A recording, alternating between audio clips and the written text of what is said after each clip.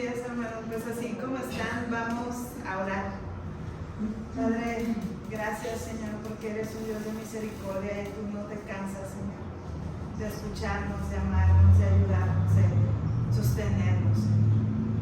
Sigue siendo tú nuestra columna fuerte, fortificada, que nos levanta, que nos detiene, Señor, y que sostiene todo ataque que viene en nuestra contra. Señor bendito, gracias por esta iglesia. Bendícele, Señor, y úsanos. Padre, el día de hoy, que toda palabra que salga de mi boca sea para bendición, y guárdanos de todo mal. En el nombre de tu Hijo amado Jesucristo. Amén. Amén. Hermanos, pues seguimos con Job. ¿Se pueden sentar? Ya es la última parte. Como hemos visto, ¿verdad? Job atraviesa dolor, atraviesa el juicio de sus amigos y finalmente aparece Dios para confrontarlo, pero de una manera distinta. Pero vamos a ver el día de hoy cómo Job atraviesa el dolor para encontrarse con Dios. ¿Por qué es eso? Él empieza a recibir consejo de los amigos, pero quien finalmente es el mejor consejero y quien finalmente es quien debe encontrarnos es el Señor. Y no es porque Él no haya estado, siempre estuvo ahí, simplemente no lo podía ver. Y hemos hablado, ¿no?, que cuando tenemos lágrimas en los ojos no vemos bien. Cuando llueve y vamos en el coche, se empaña el cristal y no vemos bien. Muchas veces llega un punto que te tienes que parar para limpiar, ¿no? Y precisamente ese es un efecto del dolor. Las lágrimas no nos dejan ver, y aquí vamos a ver que justo cuando no vemos a nadie más es cuando vemos a Dios. Y que el dolor en este caso y en la mayoría, si no es que en todos, tiene un propósito, y es encontrarnos con nuestro Padre. Y vamos a ir, hermanos, a la siguiente diapositiva, justo en donde dice: en medio del dolor y el juicio, la humanidad busca dos cosas. Cuando nosotros enfrentamos dolor y juicio, normalmente el ser humano busca justicia y sabiduría. Buscamos guía para, muchas veces, del lado malo, para venganza, ¿verdad? Porque me hicieron esto y me lastimaron. Esa es nuestra carnalidad. Pero del otro lado buscamos sabiduría para saber qué decisión debo tomar en medio de todo esto. Y hermanos, yo sé que ustedes han padecido dolor ahorita que pasaba esta familia, ¿no? Si alguien sabe de eso, hoy son ellos. Pero creo que se han dado cuenta que en medio de todo eso, Dios estuvo ahí. Porque podríamos estar ciegos, pero ahora pueden ver distinto. Porque podemos ver que cuando nosotros buscamos justicia, muchas veces por nuestra propia mano, venganza o justificación, que Dios nos diga por qué, el Señor tiene una respuesta pues que no nos esperamos. Y vamos a ir a Job 28, del 23 al 28. Cuando Job estaba clamando por sabiduría y por justicia, se topa con algo que quizá a él mismo le sorprendió. Dice: únicamente Dios entiende el camino a la sabiduría. Él sabe dónde se puede encontrar. Porque ¿qué dice? Él mira hasta el último rincón de la tierra y ve todo lo que hay debajo de los cielos. Él decidió con qué fuerza deberían soplar los vientos y cuánta lluvia debería caer. Hizo las leyes para la lluvia y trazó un camino para el rayo. Entonces vio la sabiduría y la evaluó. La colocó en su lugar y la examinó cuidadosamente. Esto es lo que Dios dice a toda la humanidad: el temor del Señor es la verdadera sabiduría. Apartarse del mal es el verdadero entendimiento. Y quiero que nos concentremos en las primeras líneas que ven subrayadas ahí. Dios ve, Dios mira, Dios sabe. Dios no está ignorante o viendo para otro lado y por eso pasan cosas malas. No, Dios está viendo. En todo momento Él está mirando lo que pasa, pero tiene un propósito. Dice, la sabiduría está en el temor al Señor, pero antes de eso Dios ve, y quiero que estemos conscientes de que cuando Dios nos ve, no nos ve solo a nosotros, ve 360 grados. Él sabe todo lo que está ocurriendo, es un Dios integral y es un Dios íntegro. Por lo tanto, no le hace falta conocer nada. Nosotros podemos pensar que sí, a lo mejor Dios no me está mirando y por eso me pasó esto, se le escapó. Pero no, Él está viendo todo lo que nos pasa. Y entonces dice, vio la sabiduría y la evaluó. No se le escapó nada, precisamente porque quiere darnos sabiduría. Quiere mostrarnos lo que hay que pasar para lograrlo. Cuando no tenemos experiencia, cuando estamos muy jovencitos, todo se nos hace fácil, ¿verdad? De los 13 a los 28 más o menos, no sabemos muy bien cómo está la vida y todo se nos hace fácil.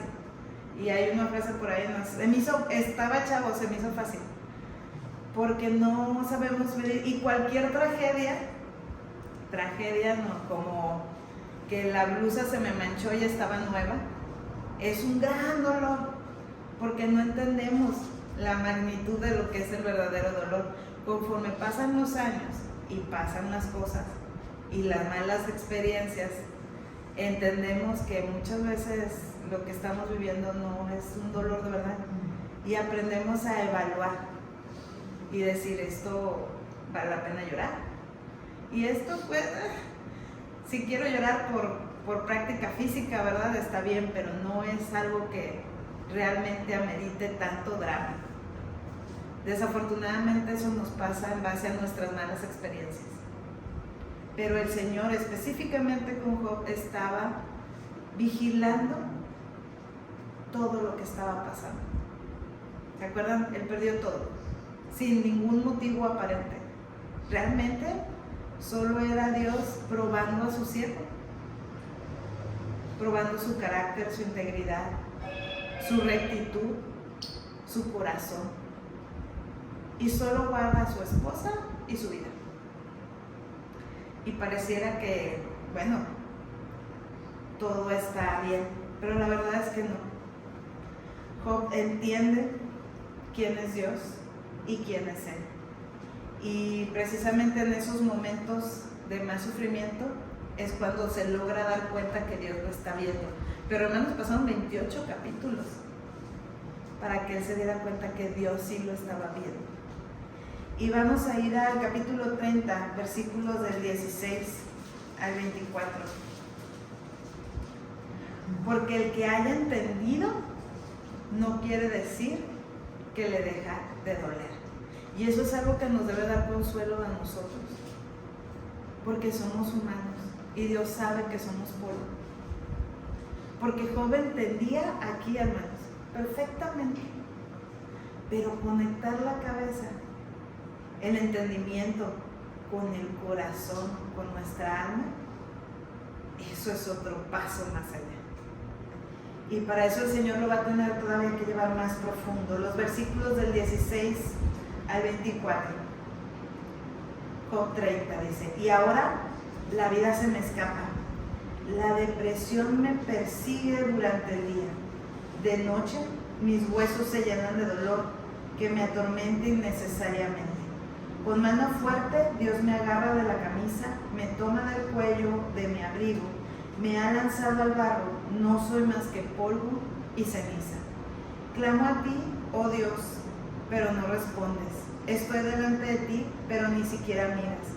Tú te has vuelto cruel conmigo, utilizas tu poder para atormentarme. Me lanzas al torbellino, me destruyes en la tormenta, y sé que me envías a la muerte. el destino de todos los que viven. Por cierto, que nadie se pondrá en contra del necesitado cuando clama por ayuda en medio de su miseria. Hasta 24. ¿Se fijan cómo cambia la vista cuando el dolor nos ataca? Él ya había entendido, en apariencia, pero su visión todavía no estaba clara, porque pensaba que Dios lo agarraba y lo zarandeaba. Se me agarra del cuello de mi abrigo, me zarandea, me avienta el lodo. Se ha vuelto cruel conmigo. Hermanos, cuando tenemos dolor, ¿sí o no nos ponemos así? Pensamos que Dios no tiene algo personal con nosotros. Y aquí está este hombre, en medio de todo el dolor, sufriendo y quejándose, sabiendo acá, perfecto, que sí, Dios lo está viendo, pero de alguna manera, el instinto natural del hombre, ¿qué es? Culpar a alguien más. ¿Se acuerdan de Adán? La mujer, que tú me diste. No solo estaba culpando a Eva, estaba culpando a Dios también, porque esa mujer tú me la diste. Y aquí, de nuevo, es este instinto de defendernos y buscar culpables, diciendo, Dios me está maltratando. Pero al final, me encanta el versículo 24, dice, por cierto, que nadie se pondrá en contra del necesitado cuando clama por ayuda en medio de la miseria. Y es mucho este pensamiento de entiendo, pero también creo que esta lucha interna de entiendo el dolor y creo que me están atacando, pero también sé que esto no puede ser tan malo. Dios no puede ser tan cruel, ¿no? Al final dice, cuando clama por ayuda en medio de la miseria, nadie está en contra del necesitado. ¿Quién estaba necesitado? Primeramente, nadie podía estar en contra, pero a la vez culpa a Dios de todo. No somos así, porque esto creo que es para apropiarnos de nosotros. En los momentos difíciles buscamos culpables, pero ¿saben qué, hermanos? Dios puede con eso. Y esto es algo esencial de entender del dolor en la Biblia.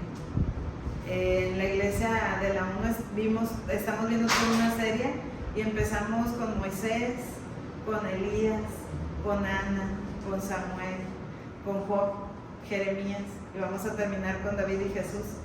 Y es precisamente verlo, el actuar de Dios es igual, y nuestro berrinche también, desafortunadamente. Pero Dios puede con eso, porque cuando el sufrimiento es más profundo, precisamente en eso, es cuando necesitamos que llegue alguien como el siguiente personaje, que es Eliú.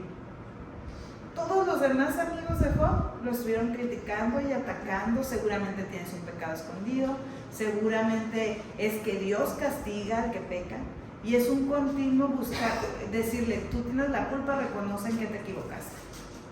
Y Job justamente dice, no hice nada, ¿no? Yo no entiendo por qué vino esto. Pero Eliú se acerca a Job de una manera distinta, porque Eliú es un consejero espiritual. Realmente lo enfrenta con algo que estaba haciendo mal, pero también lo enfrenta y le presenta a un Dios distinto al que habían mencionado sus amigos. Porque Eliú, en Job 36, primero vamos a leer los versículos 15 y 16, dice, quiero que lo leamos juntos. ¿Está? El primero dice, pero por medio del sufrimiento, Él rescata a los que sufren, pues capta su atención mediante la adversidad. Job, Dios está alejándote del peligro y te lleva a un lugar libre de angustia. Está poniendo en tu mesa la mejor comida. ¿Qué sentido tiene? Había escuchado tantos ataques y tanto juicio, y de pronto le dicen, Job, Dios te está trayendo por medio del sufrimiento, te está librando de algo peor, Básicamente eso es lo que le dice. Él rescata a los que sufren. Nadie le había dicho eso. Dios rescata a los que sufren. Dios nos rescata. Una y otra vez dice, capta tu atención mediante la adversidad. Porque desafortunadamente lo más probable es que nos acerquemos al Señor cuando algo nos duele. Se capta tu atención mediante la adversidad. Dios te está alejando del peligro, porque no sabemos qué iba a pasar, que Dios dijo, es mejor que pase esto a que pase lo otro. Nuestra mente humana no alcanza a ver de lo que Dios nos salvó, porque no alcanzamos a distinguir todo lo que Dios sí ve.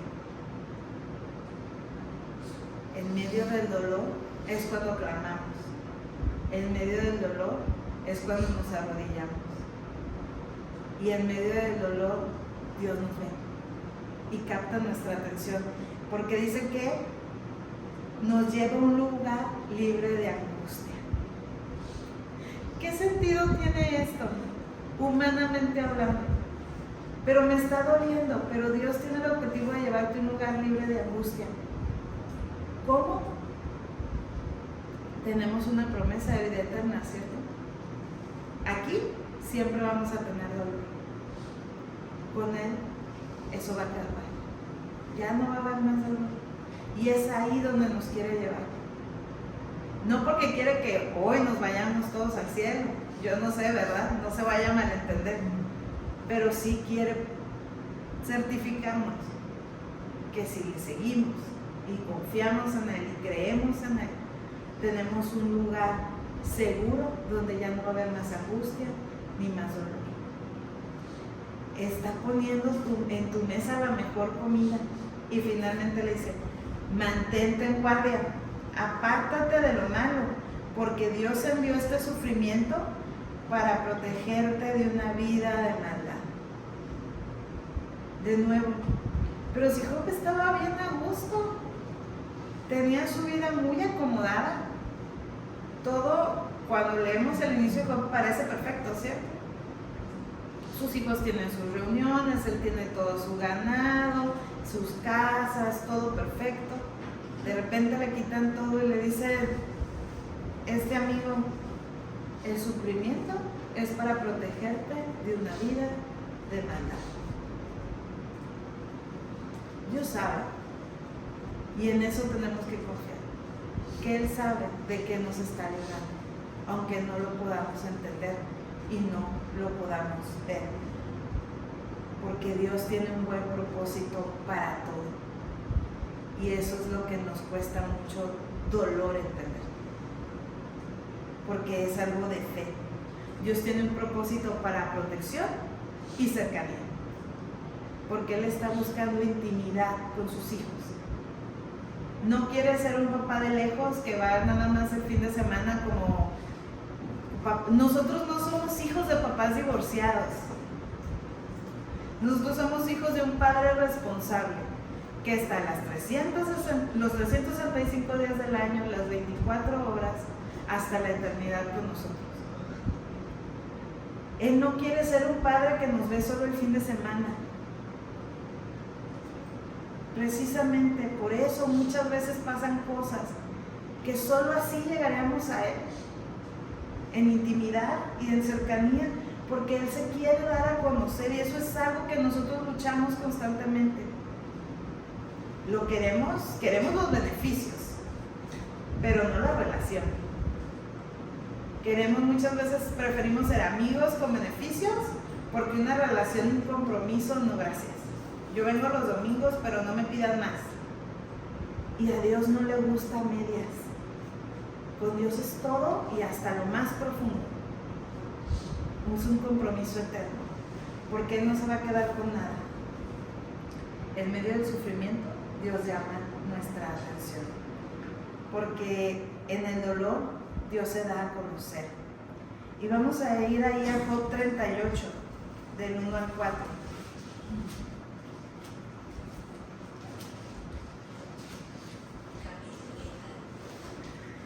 ¿Qué dice ahí, hermano? ¿Lo leemos juntos? Entonces el Señor respondió a Job desde el torbellino: ¿Quién es este que pone en duda mi sabiduría con palabras tan ignorantes? Prepárate, muestra tu hombría, porque tengo algunas preguntas para ti y tendrás que contestarlas. ¿Dónde estabas tú cuando puse los cimientos de la tierra? Dímelo, ya que sabes tanto. Dios le contestó. Imagínense eso. Dios contesta. Y contesta bastante, porque si ustedes leen el capítulo 38, 39, 40, es una conversación que cualquiera de nosotros anhelaría tener con el Señor. No en el mismo tono, porque Dios es severo y le dice: contéstame, muéstrame tu hombría. ¿Dónde estabas? Y en pocas palabras le está diciendo: nunca lo vas a entender. No tienes idea. Porque Dios, hermanos, es inmensamente grande y nosotros somos infinitamente pequeños a su lado. Esto es un acto de misericordia. Lo mejor que nos puede suceder en esta vida cuando sufrimos es conocerlo a Él. Quizá no vamos a entender por qué, pero sí el para qué. Finalmente en el 40, el 1 y 2 le dice: entonces el Señor le dijo a Job: ¿todavía quieres discutir con el Todopoderoso?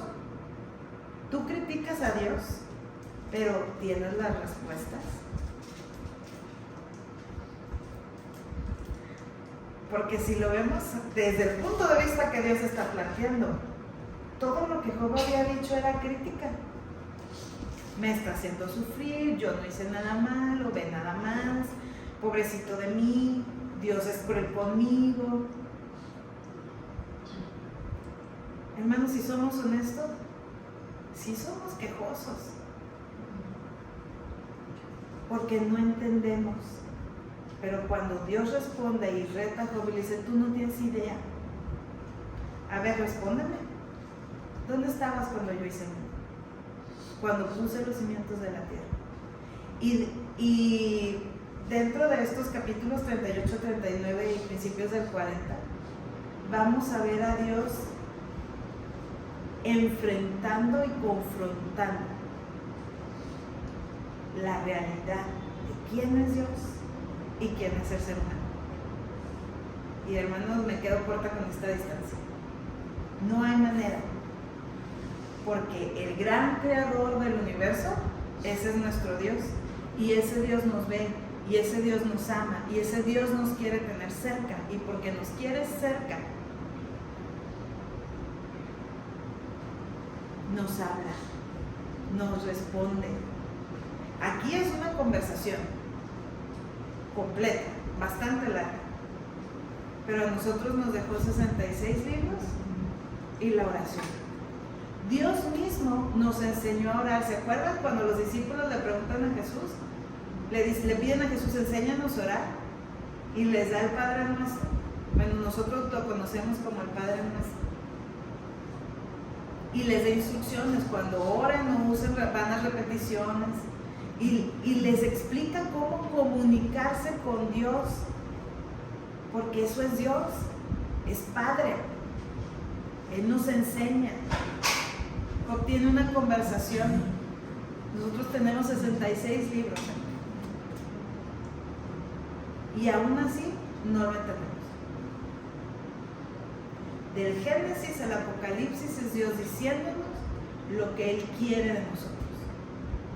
Es Dios dándonos ejemplo de seres humanos simples, sencillos, a los cuales se les otorgó gran poder, porque hacían milagros, porque sanaban, porque incluso fueron arrebatados sin ver la muerte. Elías no está gritándole: Señor, mátame. Maldigo el día que le dijeron a mi padre que le había nacido varón. Y el Señor lo escucha le da de comer, lo deja dormir, lo manda al desierto y entonces le dice, mira, vas a ungir los reyes, un profeta, y al final no ve la muerte, se lo lleva en un carro de fuego. Porque a pesar de que enfrentó mucho dolor, Dios lo siguió usando. Y aquí vemos a Job conversando con Dios y entendiendo que todo eso que pasaron en 37 capítulos para nosotros, Dios siempre lo vio. Dios siempre escuchó cada lamento, cada lágrima, cada crítica, cada juicio de sus amigos, todo lo escuchó Dios. Siempre estuvo ahí. Y hermano, Dios siempre ha estado ahí en nuestro dolor. Nunca nos dejó, aunque no lo escucháramos. Él siempre estuvo ahí. Y va a estar. En el dolor, lo mejor que nos puede pasar es entender y ver a Dios. En el capítulo 42, versículos del 1 al 6.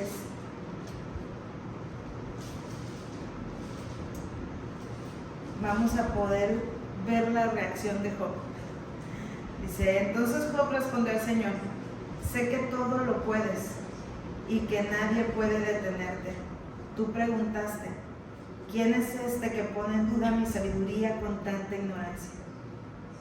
Soy yo, y hablaba de cosas sobre las que no sabía nada. Cosas demasiado maravillosas para mí. Tú dijiste, escucha, yo hablaré. Tengo algunas preguntas para ti y tendrás que contestarlas. Hasta ahora solo había oído de ti, pero ahora te he visto con mis propios ojos. Me retracto de todo lo que dije y me siento en polvo y ceniza en señal de arrepentimiento. Finalmente Job pudo ver la compasión de Dios y se dio cuenta de algo. Job era religioso, cumplía todas las reglas. ¿Se acuerdan que dice que él, cuando sus hijos se reunían, hacía sacrificios por si acaso pecaban? Eso no es relación, eso es religión. Porque por si acaso pecan, ¿qué tengo que hacer? ¿Qué me dice mi religión que haga? Sacrificios, ofrendas, eso voy a hacer. Pero no lo conocía.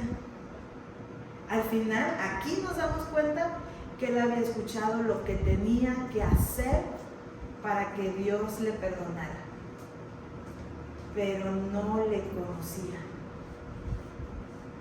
No había una relación.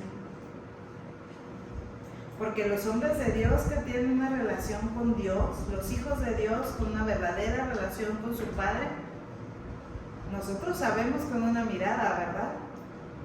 ¿Sí o no? Con una mirada del papá o la mamá sabemos y ya lo regué. Pero cuando no le conocemos, tenemos una relación en base a reglas.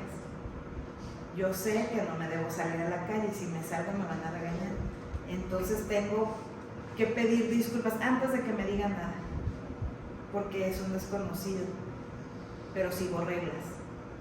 No es la misma obedecer a un maestro que obedecer a un papá.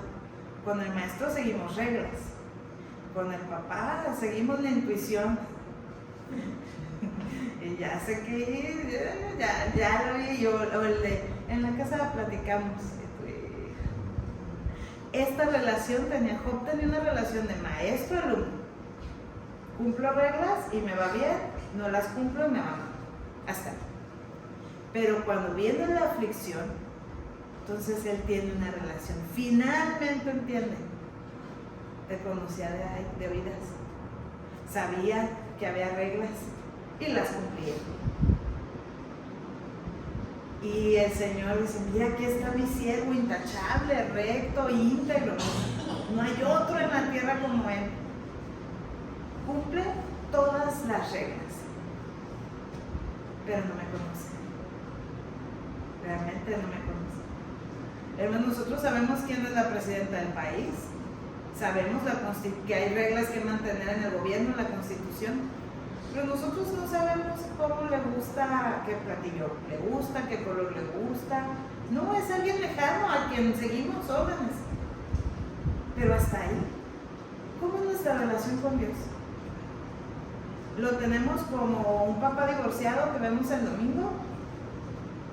¿O es un papá presente, emocional y físicamente? ¿Cómo es nuestra relación con Él? Esa es una pregunta de autoanálisis, porque Dios quiere estar cercano, porque Dios nos está viendo y Dios nos ama y tiene misericordia y Él nos contesta. Y mismo Job dice, mi Redentor vive. ¿Se acuerdan del mismo pasado? Mi Redentor vive. Necesito un intermediario. Ojalá hubiera uno. Dios ya hizo todo su trabajo. Él mandó al Redentor. Él nos dejó su Espíritu Santo. Pero nosotros ya le conocimos. ¿O seguimos distantes? Porque ver y escuchar a Dios tiene que producir una relación. Ahí en Job 42, versículos 10 al 12, lo leemos juntos. Cuando Job oró por sus amigos, el Señor le restauró su bienestar. Es más, el Señor le dio el doble de lo que antes tenía.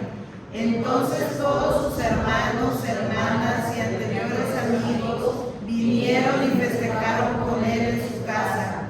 Lo consolaron y lo alentaron por todas las pruebas que el Señor había enviado en su contra. Y cada uno de ellos le regaló dinero y un anillo de oro. Así que el Señor bendijo a Job en la segunda mitad de su vida, aún más que al principio, pues ahora tenía 14,000 ovejas, 6,000 camellos, 1,000 yutas de bueyes y 1,000 burras. ¿Qué hizo Job?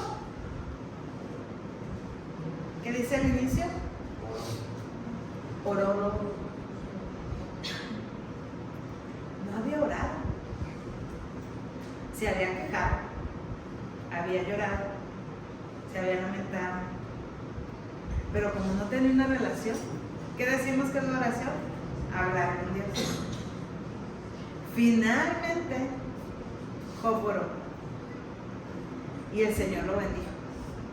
Y entonces aparecieron sus amigos y familia de verdad a alentarlo, a consolarlo, a darle dinero, a darle un anillo de oro. Y Dios lo bendijo el doble en la segunda mitad de su vida. Pero eso se produjo a partir de una relación con Dios.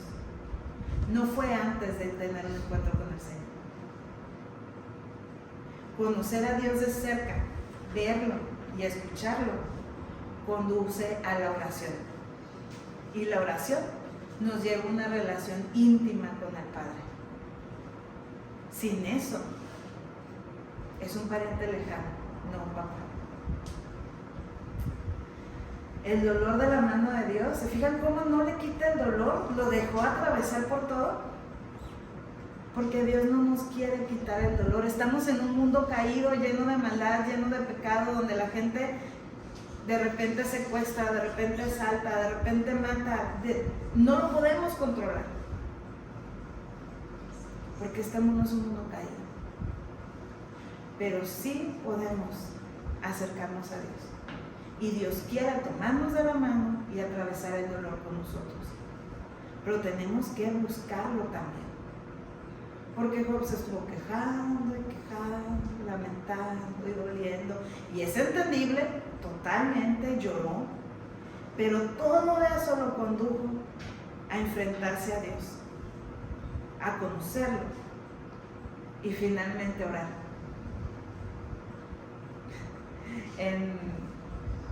Cuando vimos Job, pero lo vimos en un domingo en la universidad, ¿y por qué no lo desde un principio? Digo, pues lo mismo, ¿no? Para nosotros. Porque a veces nuestras oraciones son una lista de peticiones, pero no es una conversación.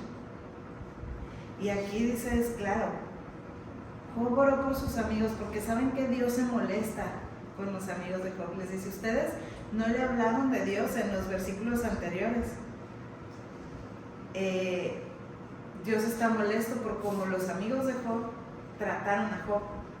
Y les dice, mi siervo Job va a orar y yo aceptaré yo aceptaré la oración a favor de ustedes. Entonces Job ora por sus amigos, pero ya en una relación distinta con Dios, porque cuando Dios acompaña nuestro dolor, aclara nuestra vista y nos permite verlo a Él. Él puede quitarnos todo porque nos quiere dar algo mejor. Yo sé que humanamente no tiene sentido, no lo tiene, pero tiene un propósito. Hermanos, es como cuando vino el huracán. Yo he escuchado muchas historias aquí. Para poder restablecer todos los servicios, primero que se tuvo que hacer, quitar toda la basura, recoger todo el escombro y empezar a reconstruir.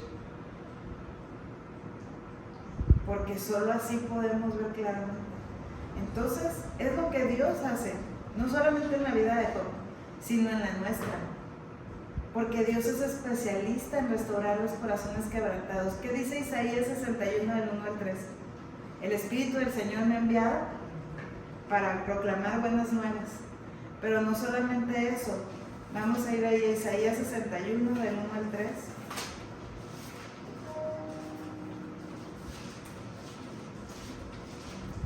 El Espíritu del Señor soberano está sobre mí, porque el Señor me ha ungido para llevar buenas noticias a los pobres. Me ha enviado para consolar a los de corazón quebrantado y a proclamar que los cautivos serán liberados y que los prisioneros serán puestos en libertad. Él me ha enviado para anunciar a los que se lamentan que ha llegado el tiempo de favor del Señor, junto con el día de la ira de Dios contra sus enemigos. A todos los que se lamenten en Israel les dará una corona de belleza en lugar de ceniza, una gozosa bendición en lugar de luto, una festiva alabanza en lugar de desesperación. Ellos en su justicia serán como grandes robles que el Señor ha plantado para su propia gloria. Dios es experto en corazones quebrantados. Cuando Jesús inicia su ministerio, va a la sinagoga en Nazaret y lee esta parte del rollo de Isaías y les dice, en este momento esto se ha cumplido. El Señor ya vino, hermanos. Él vino a hacer lo que Dios hizo con Job, restaurar, vendar. Que dice que a los que se lamentan en Israel les dará una corona de belleza en lugar de ceniza, una gozosa bendición en lugar de luto, una festiva alabanza en lugar de desesperación. Ellos en su justicia serán como grandes robles. Eso es lo que el Señor viene a hacer. Jesús ya hizo su parte. El problema es que nosotros no queremos acercarnos a Él. Cuando Jesús, ahí en Lucas 4, les dice, este día se ha cumplido esta palabra de la profecía de Isaías, ¿qué creen que hicieron? Lo mismo que muchas veces hacemos nosotros. Lucas 4, del 28 al 30. Al oír eso, la gente de la sinagoga se puso furiosa. Se levantaron de un salto, lo atacaron y lo llevaron a la fuerza hasta el borde del cerro sobre el cual estaba construida la ciudad. Querían arrojarlo por el precipicio, pero él pasó por en medio de la multitud y siguió su camino. Jesús vino a hacer su labor y la iba a hacer con quien le quisiera seguir. Él vino a redimir nuestro dolor, a sanar el corazón quebrantado. Pero como duele, ¿qué pasa cuando nos echan alcohol en una herida? Nos quitamos, ¿no? Es una reacción automática. Pero Él quiere tomar nuestra mano. Aguanta. Va a pasar, es por tu bien. Porque el alcohol sana las heridas, ¿no? Evita una infección. Él quiere sanar los corazones, pero a veces reaccionamos como las personas en esta sinagoga. No, me enojo con Dios. Es una reacción natural, pero Él quiere restaurarnos. Él quiere poner una venda y un óleo de gozo en lugar de la ceniza. Él quiere sanarnos. El problema es que nos dejemos sanar. En el mundo va a seguir habiendo dolor, pero en la eternidad con Él ya no habrá más dolor. Esa es una promesa. Apocalipsis 21:4. Lo leemos juntos. Él le secará toda lágrima de los ojos, y no habrá más muerte, ni tristeza, ni llanto, ni dolor. Todas esas cosas ya no existirán más. Es una promesa. Con Él en el cielo. Dice, hubo una nueva tierra, está diciendo Juan, y vi una nueva tierra, una nueva Jerusalén, y ahí ya no hay más llanto, ya no hay dolor, ya no hay muerte. Pero ¿qué dice? Él secará toda lágrima. Y yo quiero invitarlos a eso, a creer en esta promesa. Te quiero invitar a formar parte de ese grupo que siguió a Dios después de Job. De esos 11 que permanecieron en la fe. De esos que estaban en Antioquía y les llamaron estos que trastornan el mundo entero, también han llegado acá. De esos discípulos que a pesar de todo el dolor, pusieron la vista en lo de arriba. Porque tenían una promesa. Así como Job sabía que tenía un propósito, que había una promesa, que bueno, algún momento lo iba a entender, finalmente lo entiende cuando Dios habla con él. Dios ha hablado con nosotros. Dios nos ha prometido, Dios hizo, Dios mandó a su Hijo. Por eso Lucas dice, esto ya se cumplió, Dios ya mandó a Jesús, Dios ya mandó al Cristo, al Mesías, al Salvador del mundo. Y precisamente estamos a punto de festejar, ¿no? Que Cristo vino, de recordar su nacimiento. Pero Él ya vino y hizo su parte. Él quiere quitar nuestro dolor. Él quiere restaurar nuestro corazón, sanar nuestras heridas, curar a los quebrantados. Y Él quiere secar nuestras lágrimas. No está prometiendo que lo va a hacer aquí en la tierra. La muerte se acaba en la eternidad, pero es con Él, en una relación íntima con Él. Yo quiero invitarte a entregarle a Jesús tu dolor, porque solo Él lo puede sanar. Con Él podemos con todo. Sin Él no podemos con nada. Te invito a aprender a ver a Dios en medio del dolor, porque Él nos está viendo. Él te está viendo. Todo nuestro dolor, nuestro pesar, Él lo quiere y puede cargarlo. Él ya lo cargó en la cruz. ¿Qué estás esperando para entregárselo? Deja de cargarlo tú, porque te anuncio algo, no vas a poder. Cristo quiere tu corazón, porque quiere quitarte todo el dolor. Lo pudo hacer con Job. Dice que cuando él oró, Dios lo bendijo. Dios te está viendo. Déjaselo a Él. Amén. Nos ponemos de pie para orar.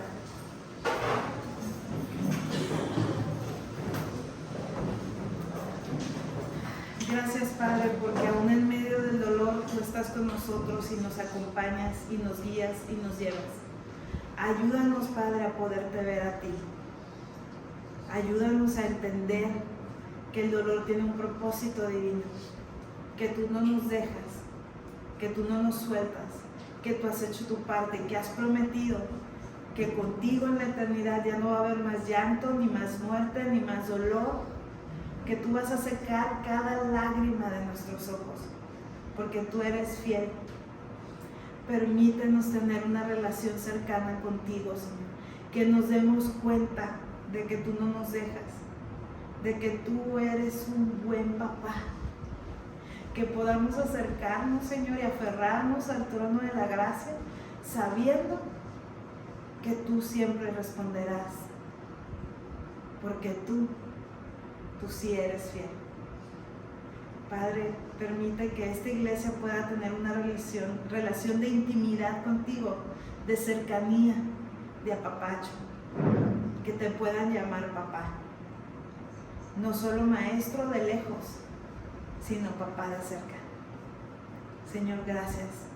Bendice esta iglesia y sana todas sus heridas.